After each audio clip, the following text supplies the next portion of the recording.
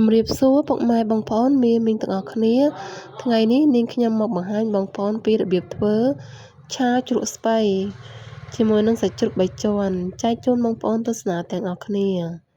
អញ្ចឹងតើមានគ្រឿងផ្សំអ្វីខ្លះនិងរបៀបធ្វើយ៉ាងដូចម្តេចកុំភ្លេចតាមដានទាំងអស់គ្នាណានាងខ្ញុំមានសាច់ជ្រូក3ជាន់ចំនួនកន្លះគីឡូហើយស្ពៃជ្រក់វិញគឺចំនួនកន្លះគីឡូដូចគ្នាចំនួន4គុំបងប្អូនមុននឹងយើងយកមកហាន់យើងយកទៅលាងទឹកឲ្យស្អាតសិនណាព្រោះអីយើងទិញគេមកមិនដឹងថាគេធ្វើស្អាតមិនស្អាតទេបងប្អូនអញ្ចឹងយើងលាងទឹកឲ្យស្អាតមកបន្ទាប់មកយើងហាន់ជាចំណិតល្អិតបែបនេះបងប្អូនពេលយើងយកទៅឆាទៅគឺចូលជាតិហើយរសជាតិឆ្ងាញ់ថែមទៀតផងហើយជ្រក់ស្ពៃរបស់យើងរាងជូរប្រៃបងប្អូនអញ្ចឹងយើងលាងទឹកទៅវាជួយកាត់បន្ថយជាតិជូរបានខ្លះណាបន្ទាប់មកយើងហាន់រួចហើយយើងទុកក្នុងចានបន្លែសិនចំណែកស្លឹកខ្ទឹមនាងខ្ញុំមានចំនួន4ដើមយើងហាន់ឲ្យល្អិតមកហើយទុកមួយអន្លើសិនដើម្បីរោយពីលើឆារបស់យើងពេលឆ្អិនណាសនេះខ្ញុំដាក់ចំនួន4កំពឹសបងប្អូនយើងចិញ្ច្រាំឲ្យម៉ត់មកណា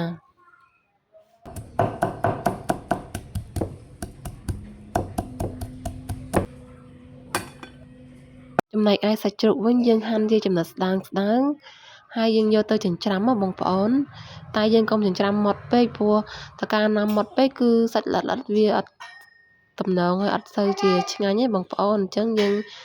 ចិញ្ច្រាំមកល្មមទៅដើម្បីឲ្យសាច់របស់យើងទន់ណាហើយពេលដែលយើងផ្សំគ្រឿងទៅវាចូលជាតិឆ្ងាញ់ណាបងប្អូន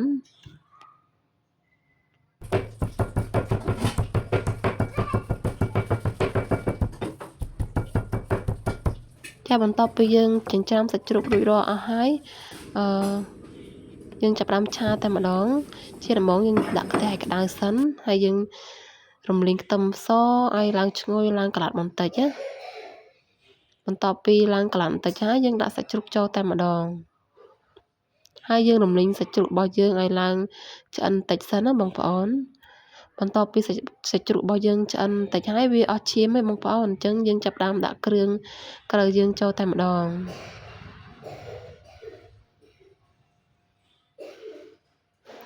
ចានេះខ្ញុំដាក់ប៊ីចេង1ចុងស្លាបព្រាបាយស្ករស2ស្លាបព្រាបាយប្រេងខ្យងប្រហែលជា2ស្លាបព្រាបាយហើយនឹងទឹកត្រីបន្តិចទឹកស៊ីអ៊ីវបន្តិចផងដែរហើយយើងកូរច្របល់វាឲ្យសព្វចូលគ្រឿងជាមួយនឹងសាច់របស់យើងណា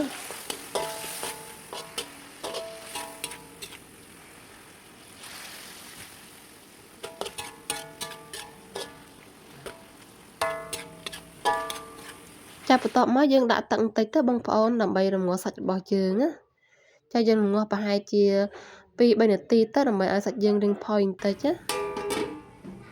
ចាបន្ទាប់ពីសាច់របស់យើងរៀងផុយបន្តិចហើយយើងដាក់ជ្រក់ស្ពៃចូលតែម្ដងហើយយើងកូរច្របល់វា2-3ត្រឡប់ទៅដើម្បីឲ្យសព្វចូលជាមួយនឹងសាច់របស់យើង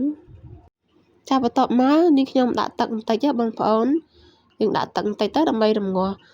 ជ្រក់ស្ពៃរបស់យើងដើម្បីឲ្យចេញជាតិជូរប្រៃចេញពីជ្រក់ស្ពៃអញ្ចឹងណាបងប្អូនយើងរំងាស់ចាំមួយស្វក់សិនទៅចាយើងអាសាត្រឡប់ទៅត្រឡប់មកទៅបងប្អូនដើម្បីឲ្យវាឆ្អិនសព្វបានល្អតបមកយើងភ្លក់មើលទៅបងប្អូនស្ទើរអីថែមនឹងទៅណាតាមចំណង់ចំណូលចិត្តបងប្អូនណាពេលដែលយើងភ្លក់មើលទៅរសជាតិល្មមហើយយើងរោយស្លឹកខ្ទឹមពីលើតែម្ដងទៅចាឥឡូវម្ហូបរបស់យើងគឺបានឆ្អិនហើយបងប្អូនអញ្ចឹងយើងបិទភ្លើងហើយដួសដាក់ចានញ៉ាំចំគ្រួសារបងប្អូនរបស់យើងណារួចជាការស្រេចបងប្អូន